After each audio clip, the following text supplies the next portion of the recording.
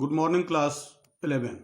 This is Sanjay Kumar Tiwari welcoming you to e-learning platform of St. Michael Higher Secondary, Bettiya. Students, today I have decided to teach you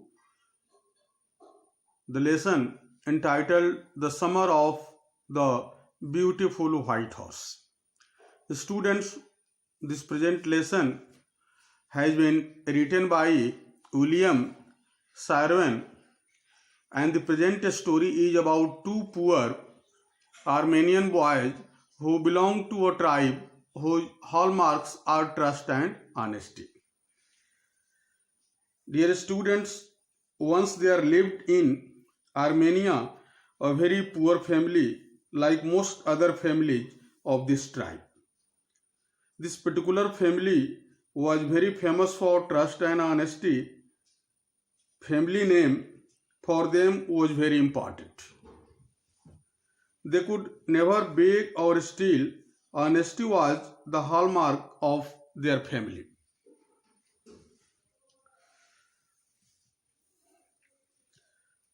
Students, one of the boys of the family, who himself is the narrator of the story, was a 9-year-old boy. He was very fond of horses, and his cousin Murad, who was very close to him, and he was 13 years old. They are the two important characters. Murad was somewhat crazy but very confident and adventurous. He was ready to take risks and even break rules if they didn't cause any harm. He had a way with animals, birds and farmers. He could go to any limitation for maintaining harmony and for maintaining relationship with the animals, birds and insects. My dear students, one day it so happened that it was beautiful morning and Murad came to Arm's house on a white horse, and the latter one was wonder-struck on seeing Murad on a horse. Questioned by the first one, Murad told him that he had stolen the horse for a pleasure ride. He explained everything in very clear-cut manner that he had stolen the horse. He admitted the fact, but it was only done for pleasure, not for any other reason. He had no intention of stealing it or selling it. Murad didn't view it as a theft. He had his own grounds and arguments for that one, that this was not coming under the category of theft. He wanted to give the horse back to the owner. He invited Arm for a ride and he tried also. But the horse went out of control and he fell down. He never lost his confidence. Whatever happened, that was very much clear in the story, that he fell from the horse, but he never lost his confidence. Murad used the horse for some time and then kept it in a vineyard. It means they wanted to continue their pleasure for a few more days, so the horse couldn't be returned to the owner as it was agreed or promised. My dear students, every family has a crazy streak in it somewhere. Murad was considered to have inherited the crazy streak in their tribe. Before him there was Uncle Khusro, a very fat man whose physique was built very nicely, and he had his black hair. He was also known as just impatient. His usual refrain was, "It is no harm, pay no attention to it." It was his daylight dialogue that he generally used to speak and add whenever he was in just continuous tone of speaking. Students, the owner of the stolen horse, John, was an Assyrian. He could speak Armenian also. He came to Khusro and told him about his life without the horse, that he was facing so many challenges and he was very just crazy about the horse. He was missing the horse very much. But Khusro told him about his worries and about the horse also. Students, after the visit of John, Arm went to Murad and told him about the visit of John. Murad was then tending the broken wing of a bird.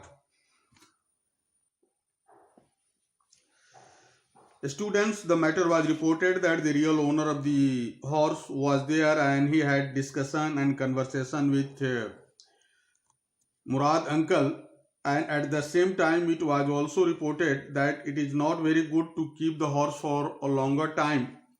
So Am told Murad that he should keep the horse until he to learn to ride. He had also a strong desire to learn the riding of that horse also, but Murad said that the horse must go to the owner soon, otherwise it would be viewed as stealing, and in the meantime riding lessons continued.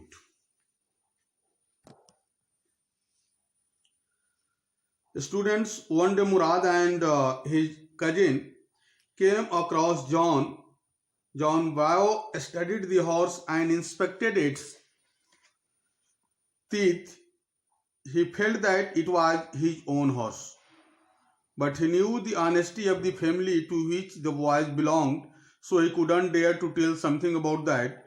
He concluded that the horse must be the twin of his stolen horse. Saying this, he left somewhat puzzled also. He was surprised and he was puzzled, but he consoled herself due to the honesty and tradition of honesty of the family of Khusro and Murad. Students, early in the following morning, Murad and Arm took the horse to John, the real owner of the horse. Secretly they tied the horse there and came back. It means the horse was returned. When John found the horse, he was overjoyed, he was very much happy. He came to share the good news with Gargolian family. Happily he told them that his horse had been found and it was stronger and better than before. Students, the title of the story is quite apt. It focuses our attention on the delighted period of summer when the two boys, Murad and his cousin, had their fill with the horse ride. The beautiful white horse which Murad took away, not stole as he believed, from a farmer's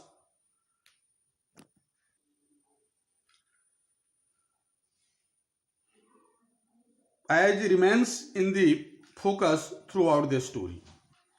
It is through this horse that we learn about the main characters of the story. All get related to the horse in one way or the other.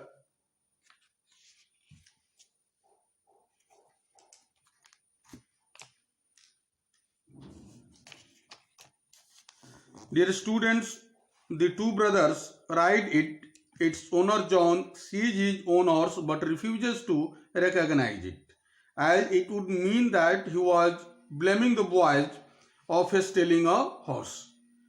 Students, the story brings out a contrast between the values of the old world and those of the new world. Values like simplicity and honesty are highly cherished by the narrator's tribe and family. The two brothers, they are also connected to that old moral values. That is why the real owner of the horse, John, who met the horse but he couldn't recognize and he couldn't ask any question to that one. Students, this is all about this story. I hope you will take benefits from the lesson, from the video that is going to be uploaded today. So have a nice day. Enjoy it. Thank you.